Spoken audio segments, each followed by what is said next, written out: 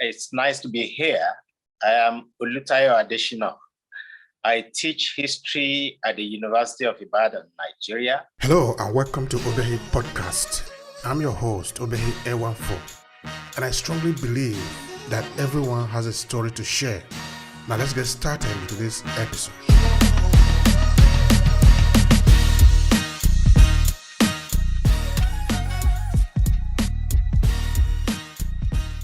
My special focus within the historical discipline is actually the history of development, as well as the economic history of West Africa. Much more recently, people have been agitated as to the continued importance of history in the scheme of. But we tell people that history is actually not all about the rise and fall of empires or the death of one king and the ascension of another. Rather, it is much more now about the totality of human experience.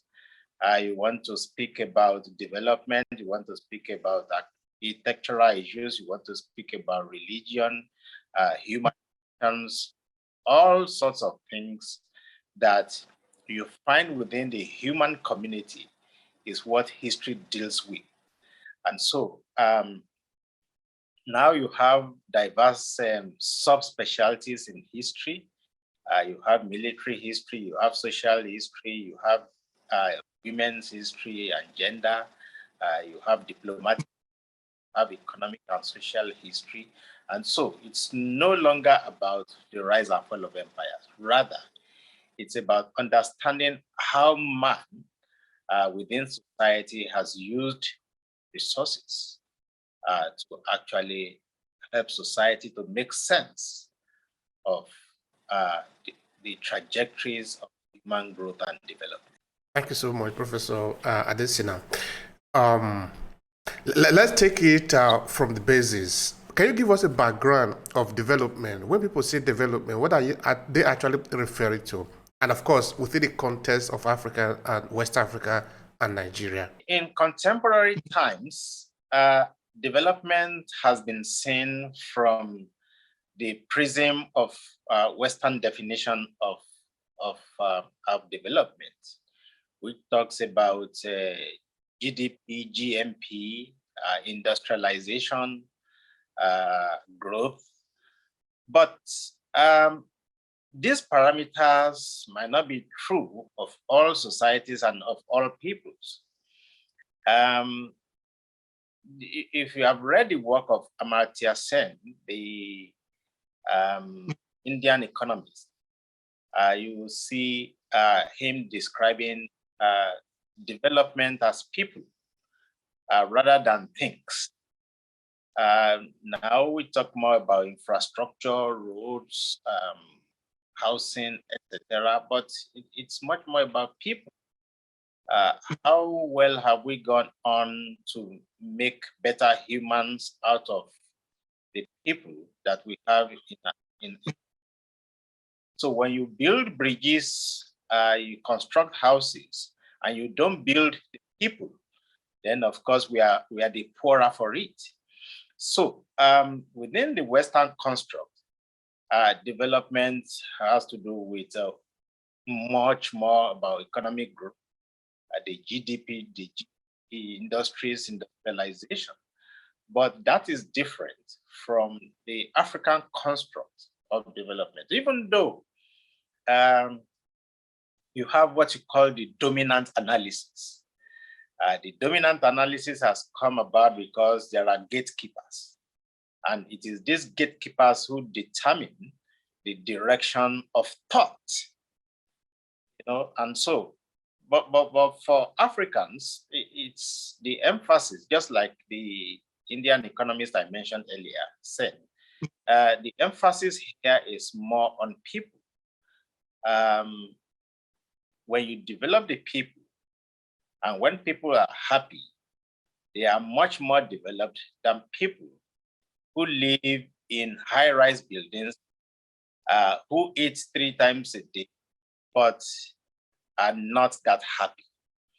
So the construct of development in Africa, or in West Africa more specifically, is about that sense of community, support systems that have gone on to shape human society. Although, unfortunately, the African system has also now succumbed to the Western paradigm, which has also created a kind of distortion afflicting West Africa now. And that's why we now have problems of poverty, problems of suicides, problems of lack of jobs. These were issues that society could deal with very well in the past, because from the traditional systems, we had created support systems that didn't give room for vagrancy, that didn't give room for poverty, that didn't give room for loneliness. These were things that created certain substructures that gave rise to superstructures in African society that ultimately led to the development of what you call that sense of community. Unfortunately, that sense of community is atrophying now, because now families and parents are becoming used to individualism. Individualism is not an African concept. You only get that from the Western. That is very important. And like you said before, it is important to study history. And history is not just date and figures. Help us to understand where we are coming from. Help us to understand everything, our position in the world, how we get to where we are today. So it is very strange, in fact, that Nigeria at the point had to remove history from the curriculum. I don't know how they managed to convince the people. Anyway, as a historian, as a lecturer of history, what did you see as a conviction as to why that was even accepted to start with? I know this is a digression, but it helped because it's so important from my understanding of history. So, what happened there? Well, there had been several attempts to remove history from the curriculum, because here, history was seen as one of the useless disciplines. History, sociology, anthropology. I've already told you about the dominant ideology, the dominant analysis of seeing society within the prism of industrialization. So any society that does not move in the direction of science and industry is not a modern society, so to speak. And so our governments bought into that idea. And the first attempt to remove history physically from the curriculum actually began around 1982 under the administration of Alhaji Shehu Shagari. But that decision fell through that time. And it was not until 1987 that a new attempt was made under the regime of General Ibrahim Babangida. That was the period when we were trying to introduce intro tech, science and tech into the curriculum. And so people began to buy into the idea of removing history because, well, is it not about the rise and fall of empires?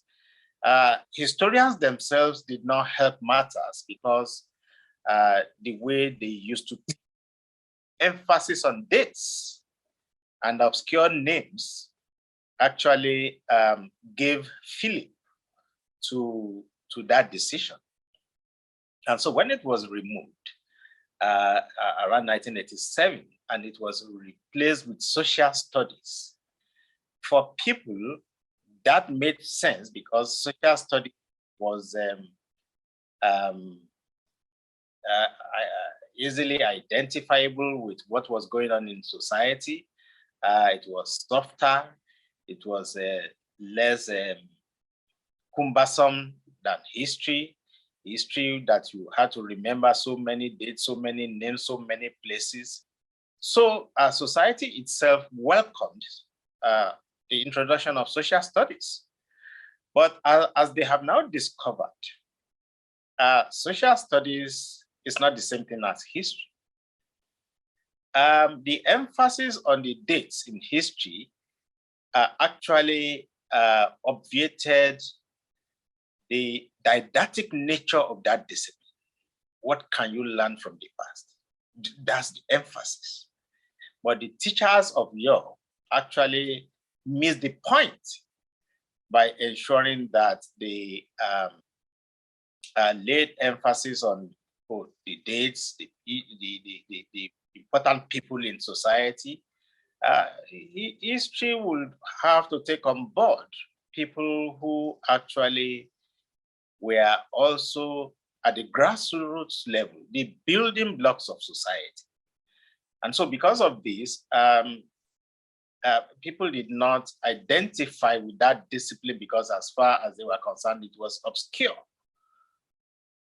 So it was removed successfully. Yes, I was talking about neoliberalism and the fact that you must study a professional course like law, like accounting to make it in society, like engineering.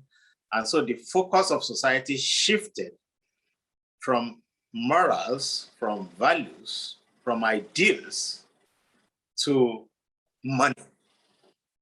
And that began to give a new orientation to the younger generation. Now we have seen the effects of shifting the focus away from moral ideals. Because what our administrators and government people, policymakers forgot was that it's not every course, it's not every discipline that must be tilted towards business. There are disciplines designed specifically to help society to find its direction in the challenges that we face as humans. And history is one of those subjects. You may not become a businessman with history, although there's nothing that stops you from reading history and not developing a business sense. Nothing says that. Because the discipline itself provides opportunity for you to engage in inductive and deductive reasoning. Allows you to understand society, allows you to understand the need for engaging in profitable ventures. And that's why I defined history initially as the totality of human experience. If you look at the trans-Saharan trade, for instance, that went on for over 1,000 years, you will understand what I'm talking about. These people didn't study MBA, they didn't study accounting, and yet they held on to a very important economic venture, marketing strategies, and for over 1,000 years, it went unsuccessfully. So these are the kind of things you begin to learn from history that makes it very important for us to use history as a tool of analysis to understand how to make it in life. Thank you very much for that. That in itself is a rabbit hole. By the way, we're not going to enter there because I find it, in a part, is very provoking as to why there could be a justification for removing history in the curriculum, especially for the fact that we are not talking of something of 2,000 years ago, because now all the nations have been formed. There will be this interaction. So when you make certain decisions, you need to compare also with some other places that are existing in the world, like maybe the United Kingdom, which of course have even colonized Nigeria. The simple question would be, in the United Kingdom, are they teaching them about history? Maybe ask yourself, like in the United States, for example, are people learning about their history, or in Germany or in France? You know, because it had become impossible for any nation to live in isolation. So you can't just invent thing that doesn't have that is not that doesn't exist anywhere in the world. It's going to be very challenging. Also because even when we said that we needed to teach people about tech and the rest of it, I don't really know how much we really went in details in that. If there was a clear objective of what the people really wanted to get there. A good example would be that, okay, the Nigerian government realized that they needed to build infrastructure for this reason, that is no need to go and start looking at a fruitless effort like understanding the history, if that is how they wanted to put it. So in this sense now, the objective of teaching people about technology is because they wanted to invest in it. They wanted to teach people how to build maybe the first Nigerian automobile. For this reason, this is what they wanted. So I really do not see what was the objective for teaching history so that they can get a more practical evidence of what they wanted to study. Anyway, let's leave that apart. Let's look at development. Can you be specific to me, or what is actually the model of African type of development? What are we referencing as our own model of development, so that it might not be completely different from the Western style, but at least we can say this is what we are. This is our reference, our frame of reference in terms of what we can describe as our African development. Please help me. Well, for Africans, we have imbibed too many of the foreign schemes, capitalism, socialism, mixed economy, but what seems to be afoot in Africa now is more of neoliberalism. And neoliberalism is really not working for us. And so if you then ask us to go back to those structures created by Africans for Africans, it might not work very well in the present times unless we also begin to disarticulate and aggregate or de-emphasize the Western approach of existence. Looking at Japan and China, continue to use their traditional approaches of existence to make good. And that for us now is a focus that will enrich our existence. And so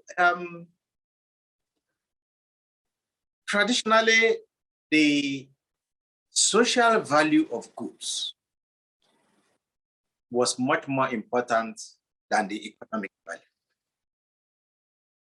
That is not to say that goods didn't have economic value. They did. And that was why we were able to develop.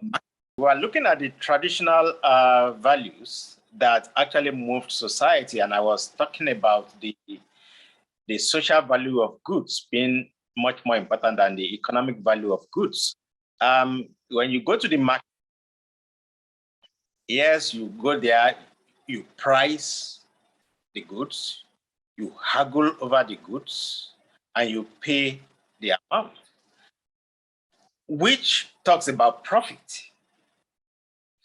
But in capitalism, the profit motive and the profit margin are important things. But in Africa, the profit margin can be marginal because you wanted to ensure societal stability, human friendship, and so at times you might even sell your goods at the level of the cost of production just to ensure that you create some kind of relationship in society. The profit will come later. If I give you my goods at the cost of production, we are creating a relationship, which was the most important thing in society. And at the critical moment in that relationship, there will be what you call the payback time. And that's why during festivities, during burial ceremonies, it's the relationship that we have created that will ultimately help you to carry on with the cost of burial or with the cost of the wedding, because it's then people you had known over the years will come together to give you the support. So the support systems created through the experience of that sense of community is what Africa should be striving to go back to. We are aware of the need to make money, to make profit, but at the end of the day, look at where the desire to make money, to make profit has led us. Acute corruption, money rituals, the death of the extended family system. These are things that are destroying the quality of life in Africa today.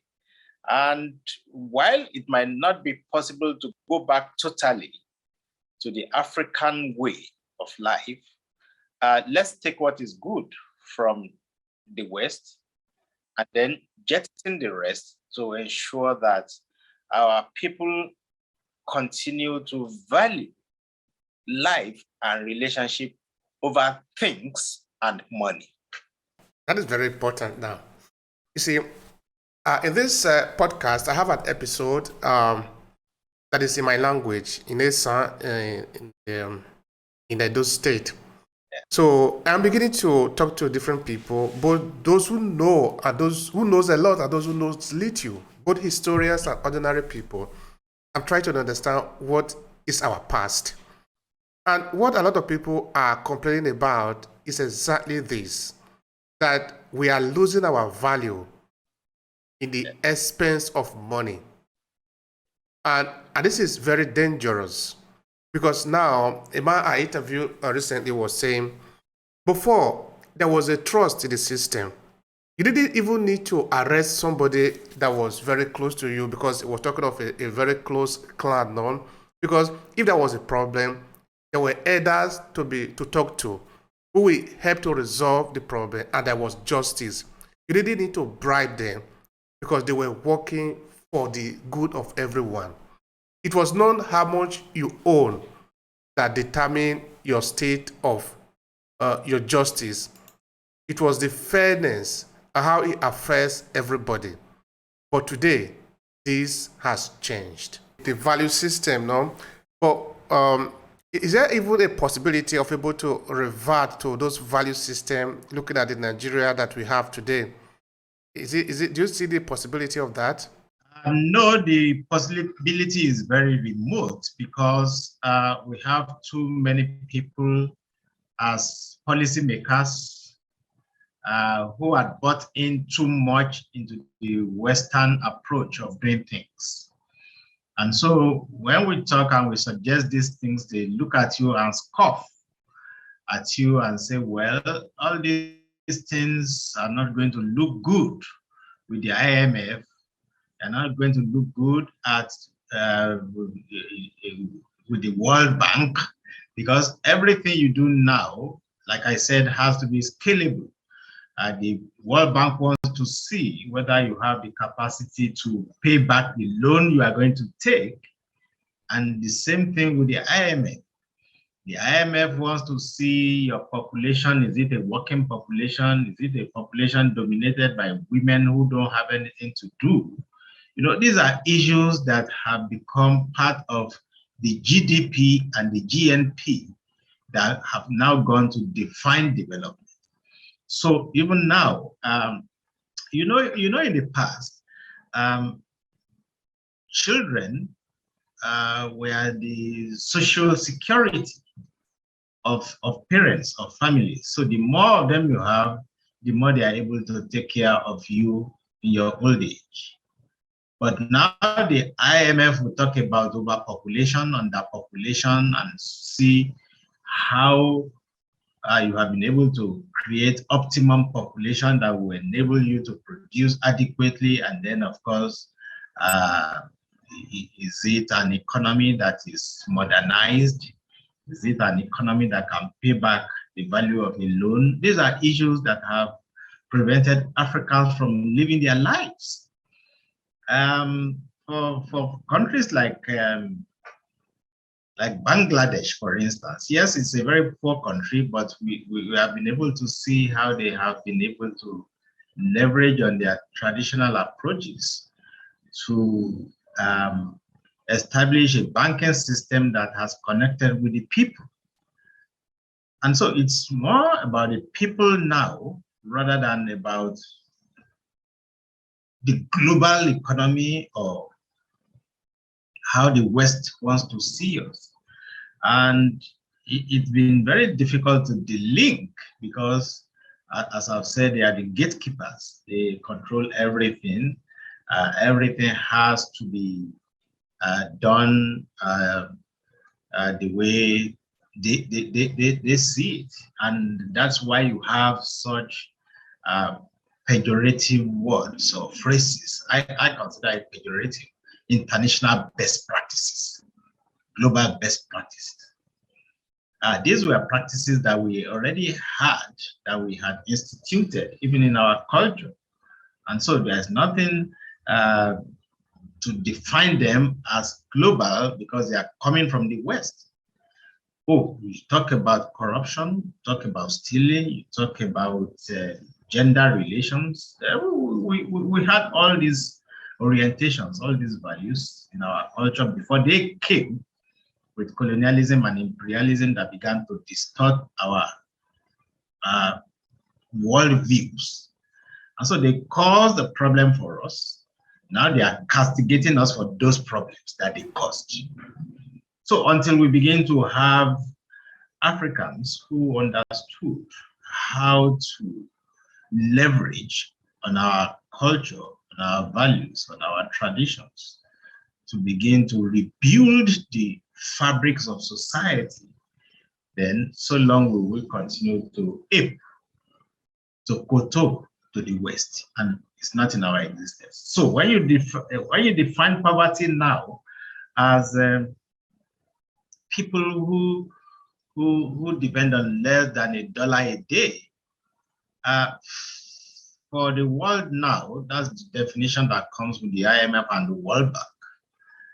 But of course, I may not even have $1 a day and I will live happily because society has created those structures that will help us move along in tandem with other members of society. You know, so more or less it's about the support systems. Unfortunately, the support system now, because we live according to the rule books of the West, the support system now is also being weighed down.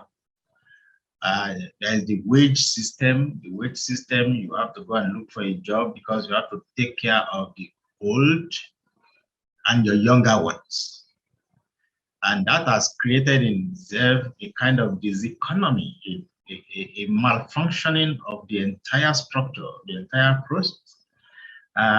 We now have a new generation. Well, it's not new, it's only getting wider, that we call the sandwich generation. That sandwich generation is laboring under a heavy load.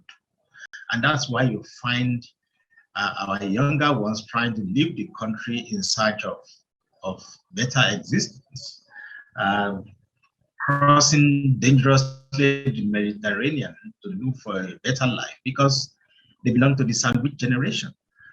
They must take care of the old ones whose pensions are not coming or who have no pensions.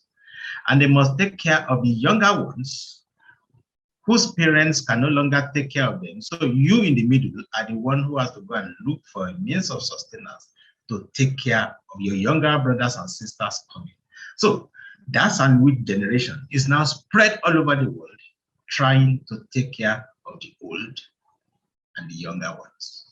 Let's look at this value system again, because I think it's important. Of course, we are moving towards also the model, the model that we are using on. Because now we are saying, talking of poverty and looking at people who are surviving or barely surviving or less than $1 a day. Now, a dollar is an American currency which they print, which they have control over. And our existence is now being measured based on that. But the question really is, say maybe, for example, we don't have other people to depend on, we don't have the system, the IMF to depend on. You did make mention of Babangida before. You remember, I think that was 1991, if I'm not mistaken, during the Gulf War, and during the so-called structural adjustment program. I think that was during the Babangida.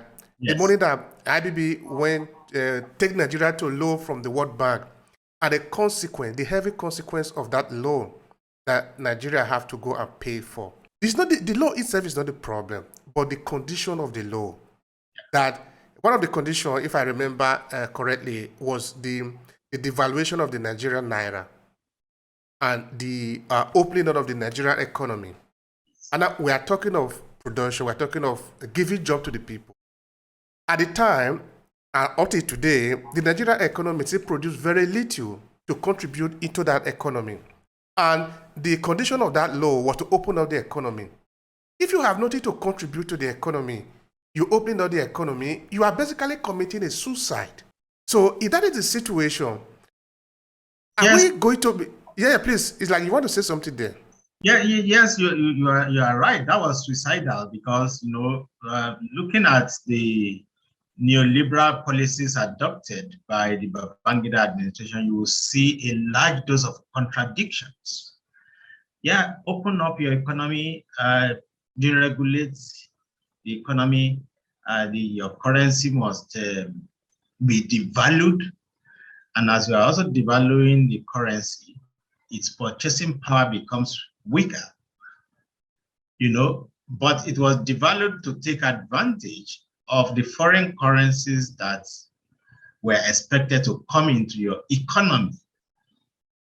But what was the level of production, of productivity that would allow the foreign currency to come in? Except for the oil industry, every other thing bowed to neoliberalism. We opened up our economy and cheaper goods began to flood our markets and local industries began to die. So what advantage are we then going to get from not producing anything beyond the crude oil? So it's the contradiction that ultimately killed the economy. And that's, up till now, we have not recovered from it because it has also now encouraged that sense of migration in which the younger generation now began to move outside the country in search of not only good existence, but also in search of jobs. We have not been able to repair the economy in the aftermath of the adoption of the structural adjustment program. And only God knows how we are going to get that problem sorted out. Right now, there is even the problem of electricity. So those few industries left in the economy after the destruction of the structural adjustment are now even closing shops because of power issues. So it's a catch-22 situation.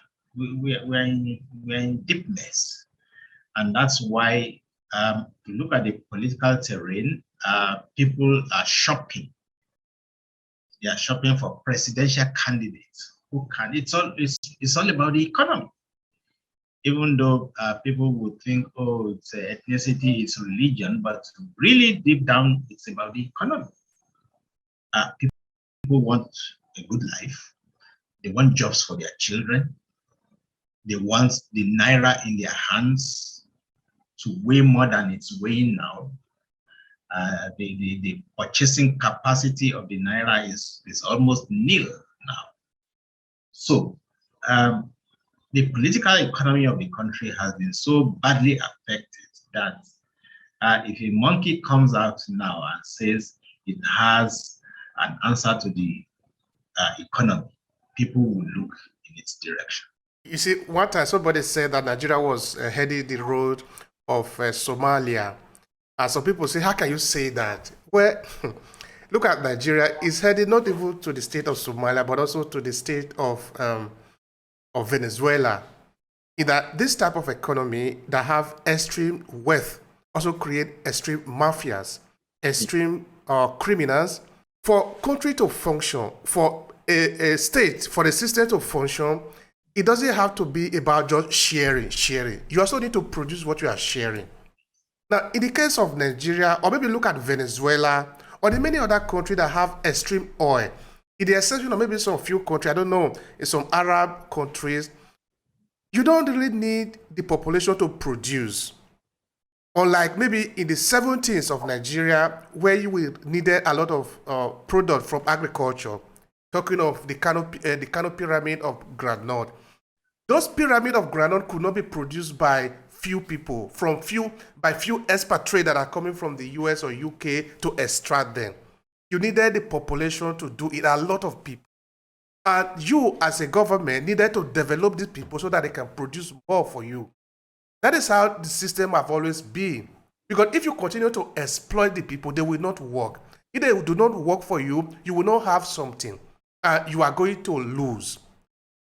Now, a system like that is how it has always functioned in the society, that everybody is important.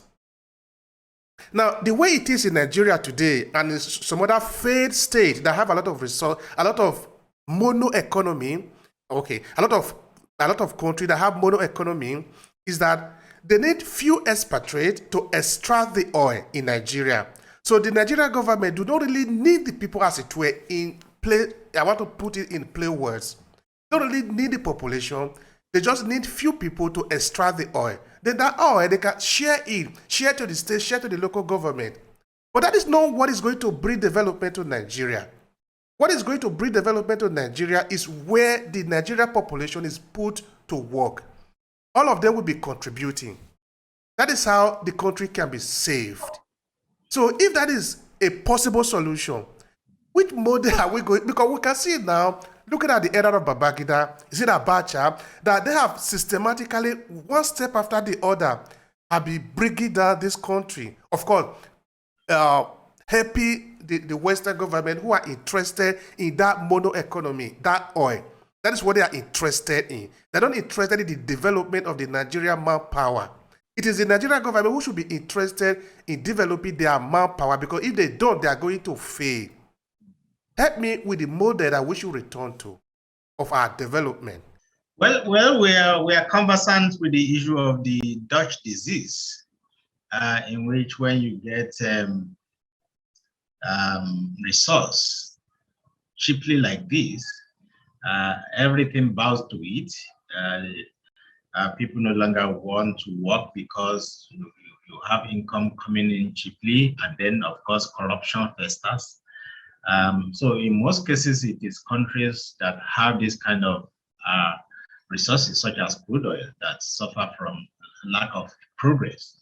But you see, we are very lucky in Nigeria because the people, the population that people think constitutes a drag on the economy, is also still our saving grace. We have a very dynamic population. Nigerians are very hardworking in spite of their government. Because if you look at the way the government treats us, or the way government does not meet our needs, anarchy should be ruling in this country. Although, yeah, it's true we are moving gradually towards it, but Nigerians are also very smart, very intelligent. But as the people are smart, so also is the political elite. If our political elite divert their intelligence towards positive purposes, in the next couple of years, we will be on the moon. But they are always very negative in their thinking, but they are also very smart. they look at the barometers of society. What is the temperature? In which direction are we going? How do we solve some of these problems? And they come together quickly. You know, yes, it's a rogue elite, but it's also a very smart elite. They always, because yes, you think they have taken our money abroad, but they prefer living here because it is here that their existence has meaning. People flocking around them, consumption.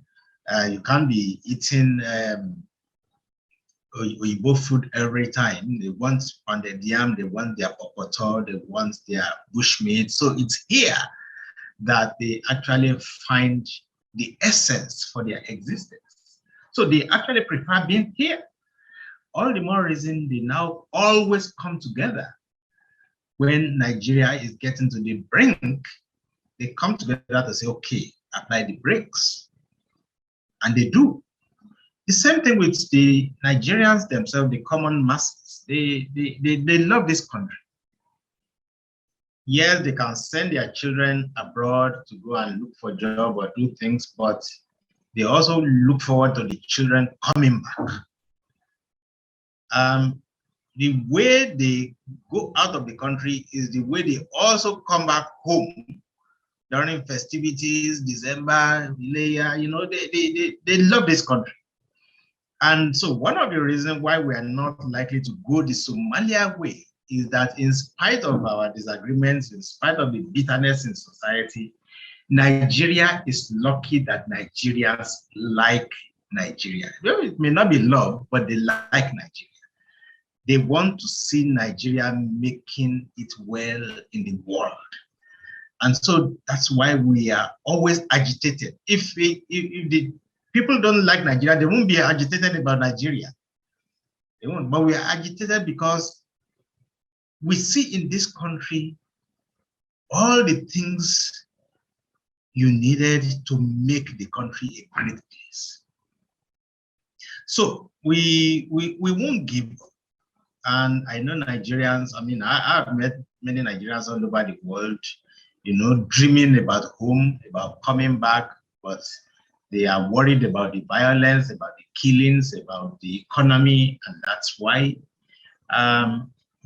things are really, you know, not working well for them elsewhere, because you can't be making money and then back home people are unhappy. You also can't be deliriously happy where you are because you feel concerned for what is going on at home. So we are just hoping that the political elite, which is the cause of this problem. Yes, there are criminal elites, they are there. There are business elites, they are there. They are making their money in spite. In fact, there are business elites who will never exchange living elsewhere with living in Nigeria. Because as we speak, they make so much profit from this country, and you begin to wonder, oh, in this same economy where there's no electricity, where there are no jobs, people make money. No, all you need to do is to understand how the country works. Once you understand that, you will survive it. Now, we are talking of the model of development. Yes, it is true that it is the people that is actually the most powerful. They are more powerful than their government, but if they organize themselves. And I think those ruling Nigeria know this. That is why they are very, very good in dividing the people in their policy of divide and rule. Of course, this is what was also used by the colonialists, no? And those who came to represent them, took over from them, continue to refine that idea continuously. But I'm trying to see, because we are looking at development and history, is that something that we can go back to in our history as a pre-colonial model of development that have worked? It can be within the Yoruba people, the Hausa, any part of Nigeria that we can lay hand on. This has worked because people must find a solution to their problem. Help me. Yeah, I will recommend that people should go and study the South Korean model. They call it the Simol Undong. Simol Undong went back into society and began to study how the people, leveraging on their culture, on their values, on traditions, can begin to rebuild society from the villages, from the local level. So if you study Samuel Odong, you will discover that it is actually not too different from the model we used in the pre-colonial period. It's all about the people, it's about the culture, it's about the values of society. Unlike now, where you hide under capitalism to make money and display your ill-gotten wealth, traditional society will question where you got your wealth from. And if they question you and you cannot find a logical answer for the display of that wealth, you are ostracized. You know, so there were sanctions in society, you know, based on the values of society. So what South Korea has done with Simol Undong is actually what we used to have in the past in our own society, which we must go back to study. What we need to do now is just to study how South Korea articulated it and turned it into a model of development. We have not done our own. We have not studied what we have lost, what we can regain, what we can rebuild to develop a development paradigm, which we also give a name to. And it's possible. In Western Nigeria now, you have the Dawn Commission, Development Agenda for Western Nigeria. I partner with them as one of their advisors, and they have done a lot. But we are going to come to that situation in which we will also go back into society, develop this model that we are talking about, and sell it gradually. It's going to take some time and it's going to be resisted. But for us to make quick and adequate progress, sustainable progress, because that's important, you have to be able to sustain it. We have to look at society all over again, look at their past, look at their future, look at those structures that got society to where it is now, look at what we have to remove, look at what we have to replace them, then educate people, because Simol Long also went on with education. You know, it's going to be a gradual process, but the day we decide that we have had enough of this rat race, that is the day we are going to start to create that development approach you are talking about. But right now, everybody wants to go to America, everybody wants to go to Europe, everybody wants to be rich, not tomorrow, but like yesterday.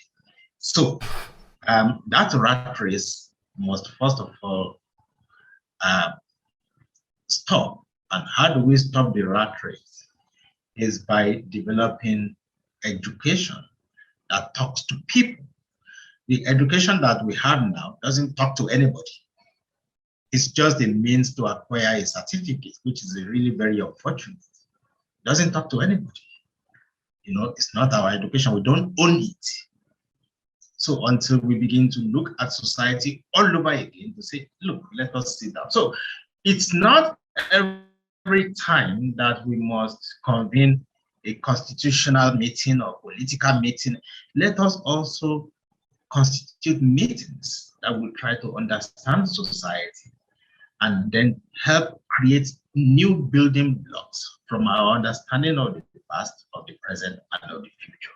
That is critical to human progress in this part of it. I can tell you from based on my study, based on the people that I've interviewed, because I continuously do this, a lot of Nigerians are getting fed up of this rat race, you call it. And when you see a lot of people getting fed up of things like this, it means that it's a time for change. But the change is going to happen maybe in different phases and in different level. Now, I told you that I have another version of this podcast in my language, which is about Esan people, no? Try to look at Esan culture, our origin, what we do, what we like, what we don't like, what we forbid, and what are the core value of us as a people. One of the things I see among the Esan people is that there is natural entrepreneurship. Let me take Uromi, for example, because I'm from Uromi. In Uromi, I've interviewed some people there. Of course, I know this because that is where I grew up before I came to Europe. When you are a young adult, of course, when you are growing up, you follow your father to your farm because most Uromi people, most Eastern people are farmers. Now, when you get to a certain stage that maybe you are not going to school, you must be learning work. There is nothing in between. You are either going to school or learning work. What that means is that it is going to be very difficult now to find a lot of armed robbers on the streets. But that has been broken now. And in Uromi, like in many other parts of Nigeria, people are scared because the culture has been broken. The value system has been broken.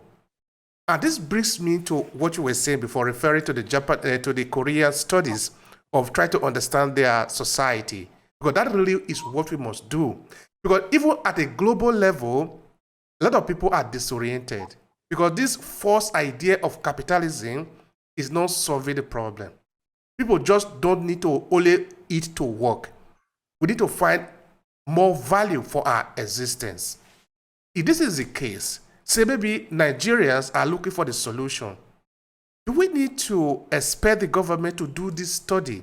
Or is it a job for individual Nigeria? Okay, not every Nigeria again, but people who are enlightened to go ahead and take up this job as their responsibility. Let me understand that. Well, the government is part of our problem. We have had more than enough wrong people in government. And why good people are shying away from government is or getting involved in politics is because, you know, those who ended up in government over time have always been people whose values are in sharp contrast with the majority of the people. Yeah, they tell you they go into government to represent the people, but what we have seen so far is that it's also a competition of my thief is better than your thief, which the more money you steal on behalf of your people, the more the chieftaincy titles they will confer on you. So it's people with wrong values who are now populating government, and so they no longer serve as good examples to generations of Nigerians. So unlike in the 60s, 70s, when government would establish commissions of inquiry or this inquiry or that to move society forward, things like that are no longer happening. It's more about politics.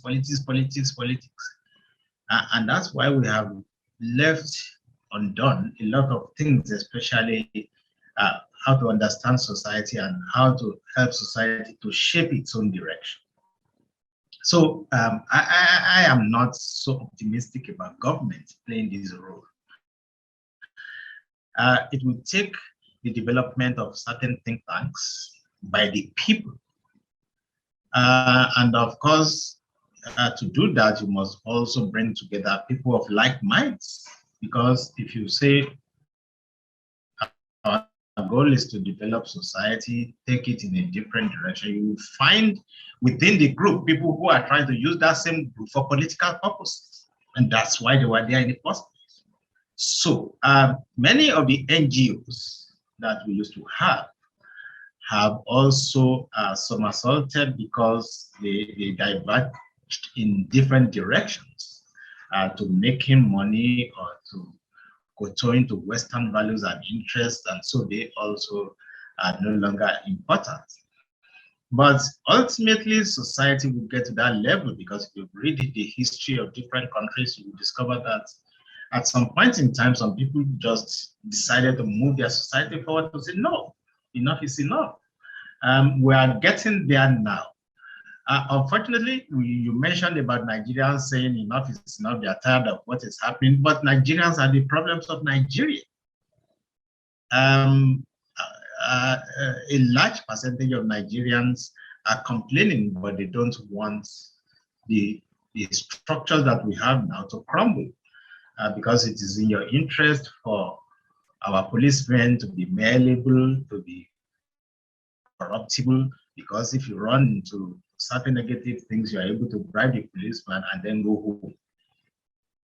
So it is always in the interest of Nigerians for the policeman to be corrupt and for the system to be corrupt, because that is the only way you can get out of scrapes. That is the only way you can make adequate money. And so Nigerians, yes, they complain, but I can assure you that they are the problems of this country. We will need to, well, like Napoleon Bonaparte did in France, I have advocated through series of radio talks and lectures to say, okay, now we have this older generation that is like an ossified structure. You can't bend it any longer. Okay, if that is the problem, then let us start building a new generation, like Napoleon did in France. What he did was, okay, left the elderly ones, went to the primary schools, to the basics, to begin to build new French people, new French orientation, new French culture. So why don't we go back to the basics, start with our nursery schools, our primary schools, give them new orientation. And I have also advocated that history be one of the tools that we are going to use to rebuild society. And I'm happy to tell you that both Oyo State and Ekiti State have now introduced history at the elementary levels, which means you are trying to build a new sense of history, a new sense of identity, a new orientation among the younger generation to tell them, this is who you are, this is where you are coming from, this is the direction we want you to take, and this is ultimately where your country is going to arrive at. By the time you take it from that level, and I hope it goes beyond Oyo State and Ekiti State now, which is part of the developmental problem we also have in Nigeria, we should agree. Because if you do it only in Oyo and Ekiti, and it's not done elsewhere, we are yet to satisfy that preconditions for a takeoff. For us to take off, we must be on the same page. Even if there are some people not on the same page with us, they must be few and insignificant. But for us to move forward, we must create a playing ground that is level and that is open to everybody, and in which everybody identifies with what we are doing. And elsewhere too, I have also advocated for the adoption of a grand strategy. Nigeria has no grand strategy. Government will do this one in Oyo State, will do another one in Lagos, do another one at the federal level. So what we have here is like a Tower of Babel. Nigeria is the new Tower of Babel. You know, we no longer understand what we are doing. We no longer understand each other or one another, and everything is just being done anyhow. But if you create a grand strategy, if you go and read the history of the Chinese, yes, they have changed grand strategies over time. Israel has a grand strategy. America has a grand strategy. Britain has a grand strategy. Nigeria doesn't have a grand strategy. And that grand strategy must be constructed within values, orientation, sense of mission, sense of direction. And if you don't construct this, of course, you just do things anyhow. Today, the grand strategy of China is peaceful rising. That's the grand strategy. They have moved over time from one grand strategy to the other until they have now said, look, our own is peaceful rising, whether you are. Absolutely important. Yeah.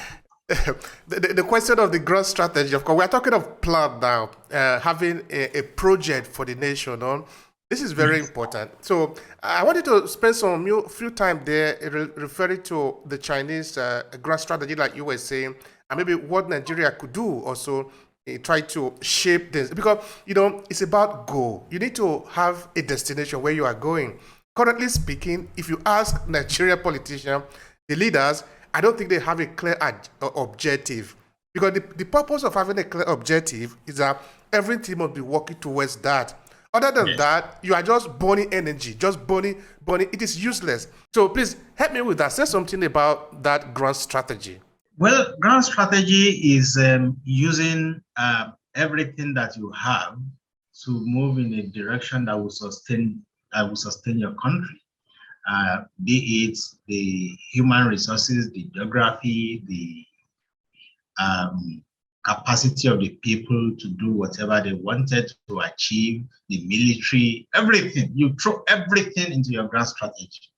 And that is what China has done. We used to know China as a poverty country, stricken country in the 70s. People were hungry. We saw hunger on television. But now China is affluent enough to even buy up American corporations and invest in the American economy and give loans to African countries. How did China arrive at that? We used to know China as a communist country, so how did they come to this? It took the rulers of China to recognize the need of a grand strategy that would articulate and aggregate resources for their people wherever they could get it from. And so right now, rather than, because there was a time China adopted the policy of two-line binding. Two-line binding means, wherever Russia was going, they will follow. In fact, there was a time that Chairman Mao told Nikita Khrushchev that in the event of a war with the United States, he was ready to give 6 million soldiers to the Soviet Union.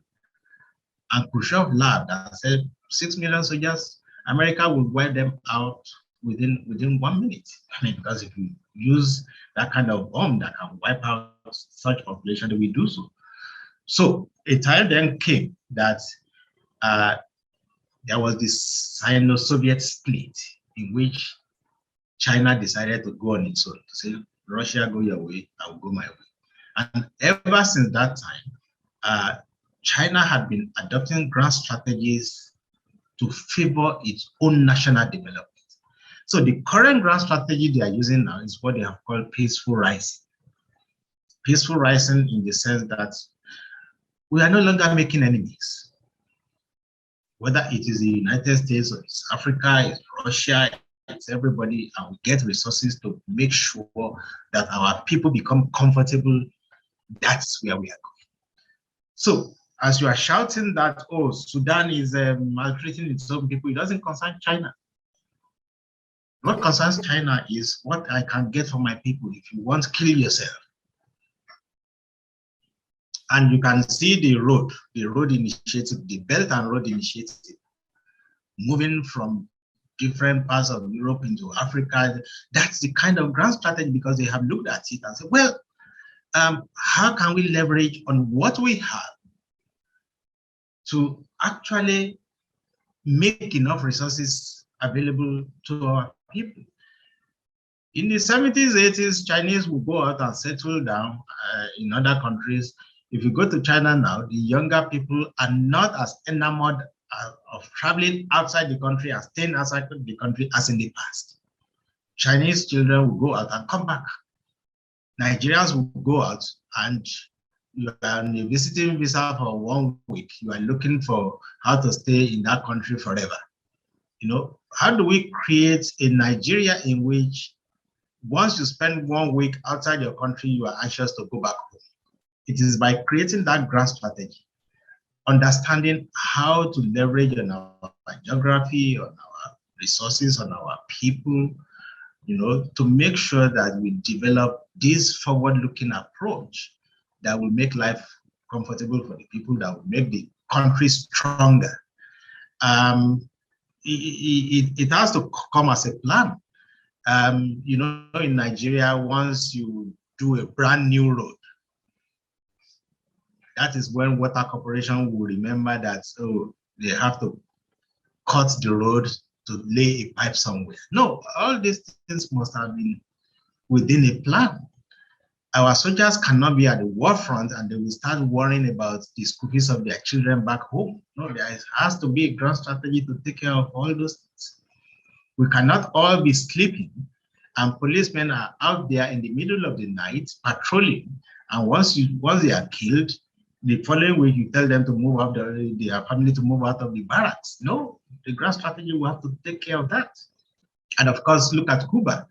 Cuba is training medical doctors, but the medical doctors are also doing wonderful jobs all over the world. And once they finish their job, they go back home. But what is happening to our own medical doctors? We train them, they leave. It's because there is no grand strategy, there is no sense of purpose, no sense of direction, no sense of mission. So let's create a grand strategy in which you put everything within the crucible, you understand the direction in which we are headed. Then, of course, we would have satisfied that preconditions for a takeoff. Thank you so much for that. And this right now, because of course I'm going to be asking you about the potential that we have. And in this case, of course, I'm not looking at only the Nigerian government. I'm looking at the Nigerian people, the resources, the geography, the composition of who we are. Because, for example, somebody might think, what is there to defend in Nigeria? That is everything to defend in Nigeria. So the Nigerian people have everything to defend. The population of Nigeria is a resources.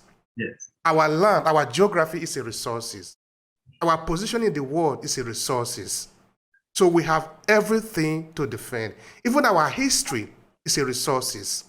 So we cannot leave it to those 4 people in Aso Rock that Nigeria belongs to them. No, Nigeria belongs to all of us. That means building Nigeria requires the effort of all of us. So we must ask ourselves, what can I do to make Nigeria a better place? Because if we expect just Buhari to fix Nigeria, even if Buhari were to live for 1,000 years, he cannot do it. Yes. But if we require all Nigeria to participate in it, then it will take much faster and easier for us. For example, you see, talking of what Nigeria could be in the world, Nigeria are used to the saying that we are the giant of Africa. Yes. What if we were to build on that say, because really we can be the giant of Africa. We have the resources to be able to do that. We have the people to be able to do that. Because it take number to be able to play in the world that we are living today. If you are just 4 or 5 people, you cannot do it. So I want you to speak to the potential that we have in Nigeria in terms of what that can do in our development. Yeah, Nigeria is one huge untapped potential. And it was not like that before. It wasn't like that because as we were growing up, especially my generation, as we were growing up, we had this sense of inclusion. We all went to our schools in those days. That's what they used to call them in the late 60s, early 70s. When you schooled in Ekiti or you schooled in Ikpetumodu, which is my hometown, you don't feel alienated. You don't feel excluded from the scheme of things. We had this sense of inclusion. And so we had shared experiences, and we didn't feel inferior, whether you schooled in Ile-Ife, you schooled in anywhere in the West. We didn't feel inferior to anybody because that was the way we were all trained. We used the same books, we sang the same songs, we had the same sense of identity, we had this sense of the same inclusiveness, and our parents also felt the same way. Where the problem with Nigeria started was apparently after the infusion of petrodollar into the economy, and everybody started moving out of the countryside into the cities to create a new existence and a new consumption pattern. It is consumption that began to cause these problems. With Udoji Award of 1974, with petrol money in the economy, people began to look for white collar jobs, and that began to create that sense of distinction in society. And with that sense of distinction, you also began to feel more alienation based on religion, based on ethnicity. In those days, when people played on the field of soccer, we didn't want to know where you came from. But now, if you select people for Green Eagles, they want to see, okay, how many Igbo, how many Yoruba, how many Hausa. Well, for us in those days, we didn't care. In fact, we were even adopting names of people we didn't know. You know, once they played very well, you become that in your own school. You know, whether it was Igbo or Hausa or anything. Haruna Ilerika, we didn't know where he came from. You know, I mean, so these were the things. Today now, there is so much acute sense of alienation. Why do you want to die for Nigeria? Oh, when people from your ethnic group are being alienated, or all offices in the federation are being monopolized by some people. And so people no longer feel that sense of inclusiveness. It's now the politics of exclusion. That's what is killing Nigeria. So a time must come when inclusiveness becomes part of the grand strategy. Without that inclusiveness, all the potentials we have will come to naught. All. Because why do I want to die for Nigeria? Why do I want to establish businesses? I mean, in the economic history I teach my students about the tax holidays that Awolowo introduced in the Western region. Eventually, the federal government of Nigeria in those days also introduced it. Awolowo wanted to industrialize Western region at a fast pace. So he encouraged foreign capital to come in, even local capital also. And he gave them tax holidays to say, well, if you bring this, your industry, we won't be taxing you until after 5 years. We want you to stabilize, we want you to grow, we want you to give our children jobs. By the time you give them tax holidays for 5 years, they are also happy to come, and they are also happy to make their profits and invest that profit. You know, I remember I went to my state, I wanted to start a school, and then the first thing I did was to start building a fence around the piece of land. And the very morning I started the fence, it came from the local government that I must come and pay for the fence. I must pay tax on the fence. I said, I have not made any profit here yet. Now you are driving me away with the tax. So by the time I did 2 coaches for the fence, I just left to say, why do I need all this profit? So if I'm starting a school, why don't you give me a tax holiday for 5 years? I'm developing my hometown. I'm going to develop jobs for people. I'm going to create, you know, things for the community. And so it's that lack of understanding of how society should move that is killing us. So we have the resources, mineral resources, human resources, untapped resources, they are there. But for as long as you put people in government who don't understand how society should be wired and how they should be motivated and encouraged, it will continue to be every man for himself and God for us all, which is the doctrine, it's the philosophy in society now. It's every man for himself. With that, we can't move forward. Okay. Now, let's look at your students, because you're a senior lecturer. So let's look at your students. What do they feel about this problem of underdevelopment in Nigeria, I mean, if you were to sample opinion of them, tell me their feeling of what can be the solution to Nigeria. Well, it's a generational issue because I joined the UI in 1993, and things were still relatively okay. And as part of my instruction in my development class, because I teach a course, History 403, Development, Concepts and Realities in the Third World.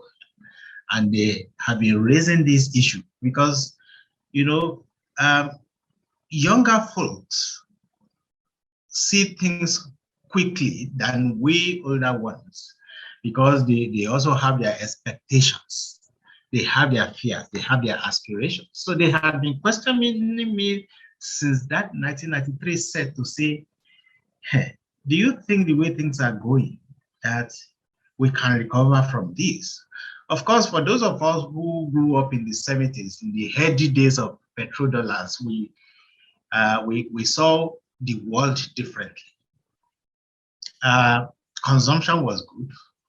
And even by the times we got into the university in the 80s, things were still okay. You got local government bursary, you got state bursary, you got federal government bursary.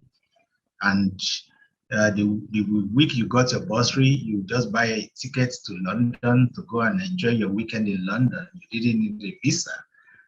In Ife those days, there are so many of our colleagues who leave for London Monday, Friday evening and come back by Monday morning. They are in class with you. So life was good.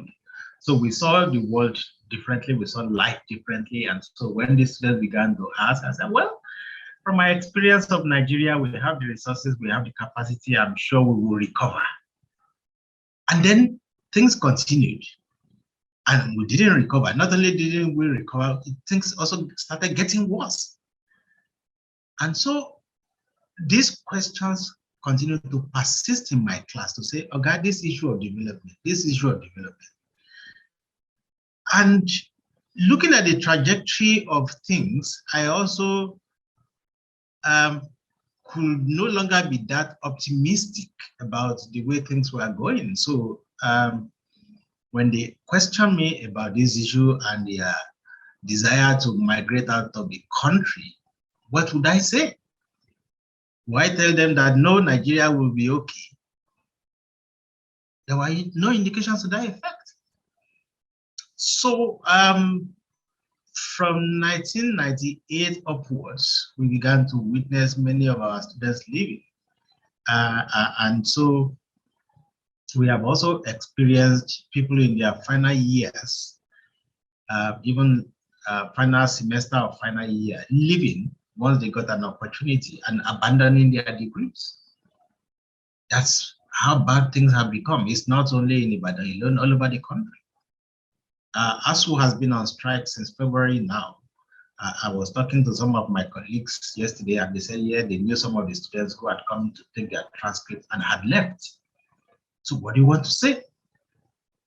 You know, if you, like they say in Yoruba cosmology, if you go to commiserate with somebody whose mother was killed and eaten up by a tiger, what precisely do you want to say to him or her? To say, oh, sorry, I had the same experience. That was the same way my mother was eaten by a tiger. No, no. So if you don't have the experience of what this younger generation is going through, then of course you are not in a position to advise. And that's what they say about in those days when we were growing up. If you wanted to sell a medicine to an Hausa man and you tell him it cures this, it cures that, the Hausa man in those days will ask you, okay, all these things you are talking about, has it happened to you before? If you say no, that's a minus. You say, okay, it has happened to you. Have you taken this medicine before and it works? And you say no, you have never taken it before. Say, so why are you selling it? It's the same way in which it's become very difficult to preach to this younger generation to say, well, Nigeria will be good with, and then they are in society, they see people who have been outside, who have graduated for 5, 10 years, they are no job. What do you want to tell them? So the generation is disillusioned. They angry, they are fed up, and they are living in droves. And for any country in which its future, that is the younger generation, which is supposed to constitute its future, is abandoning the country in such a large number, then there's a problem somewhere, which must be addressed very quickly. So yeah, our students are disillusioned, just like everybody. And lecturers are disillusioned, policemen are disillusioned, soldiers are disillusioned, everybody is disillusioned. And so we must all get up and find an answer to this issue.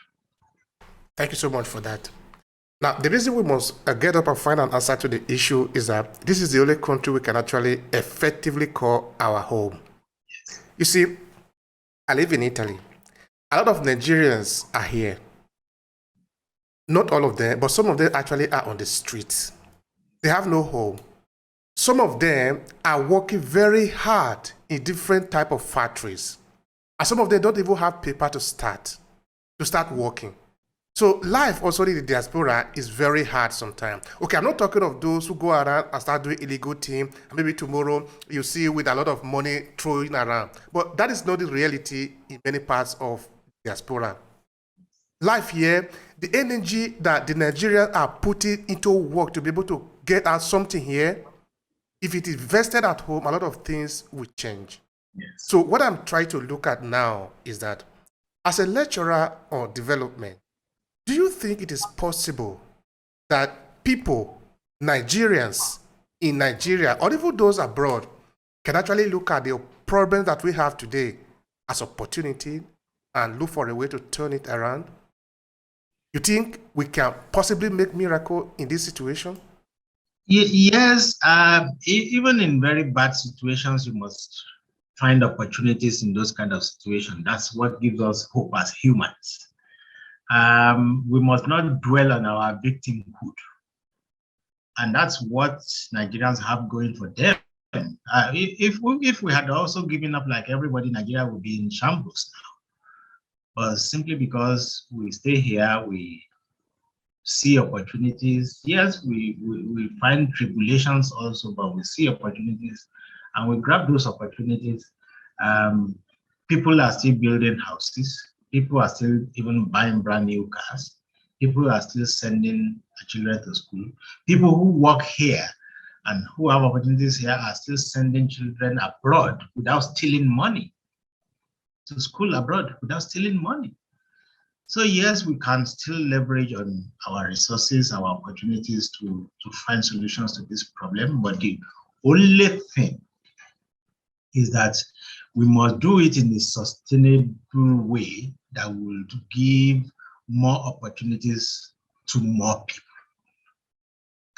If I said, okay, people are still making money, they're still building, people will ask you, oh, that's a few out of the large population of 200 million people. Yes, but what we should be looking forward to now is how to create more opportunities for more people so that a large percentage of the 200 million people would conveniently say, yes, I am doing well.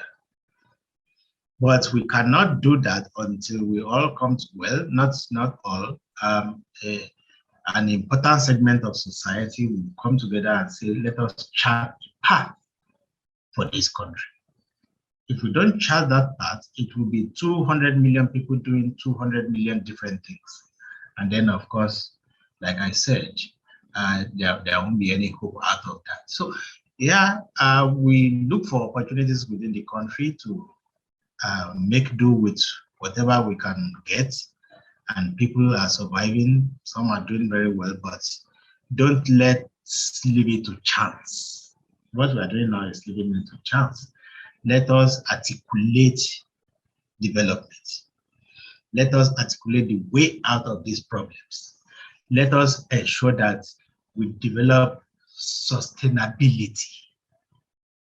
It's not for 5 years, this country is doing well, another government comes in 5 years, destroy things, we start all over again, start rebuilding. No, let us look for measures, approaches, strategies that will create sustainable development. That is what we must be looking for now. Thank you so much for that. I really do appreciate that. Now, what would be your concluding statement here, your final thought in terms of how to resolve the problem we have in Nigeria in terms of development? Please go. Well, I think we should start playing with ideas. Right now, people are much more into themselves, trying to survive, existentialist issues, existentialist problems at home, abroad, everywhere. But let us spare a thought for ideas. Let us identify groups that we can belong to. Yeah, hometown associations are good, but of course, it's usually more designed for festival, for conviviality, camaraderie, esprit de corps. Let's begin to think about development. Well, in my hometown now, there is the Petimodu Development Forum, which surprisingly within 1 year has done so much, brought people together so much, and focused towards development. This one is different from the old hometown associations we used to have. The old hometown associations would send people to school, which was good, would come home for festival, but this one is basically totally, absolutely focused on development. Development like training, development like ensuring that business ventures are raised. In fact, they are even bringing money together now to develop their own community bank, because the only bank we used to have in the town has closed shop because people did not have enough to save in the bank. So the bank was no longer sustainable. So now people are coming together to say, okay, if the business people are taking their bank, let's develop our bank, which is what, and that takes us back to the small dumb type of thing in South Korea. So it's going to, development is going to be from the grassroots. It's going to come up.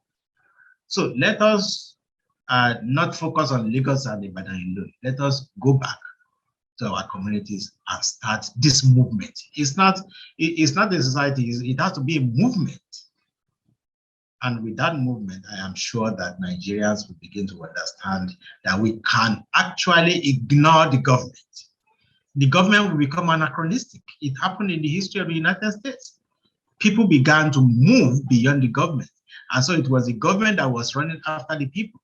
I foresee a situation in Nigeria in which government will become very anachronistic and people will ignore the government, and then development will be about people, people will be about development. That is when government will come and beg us for a buy-in.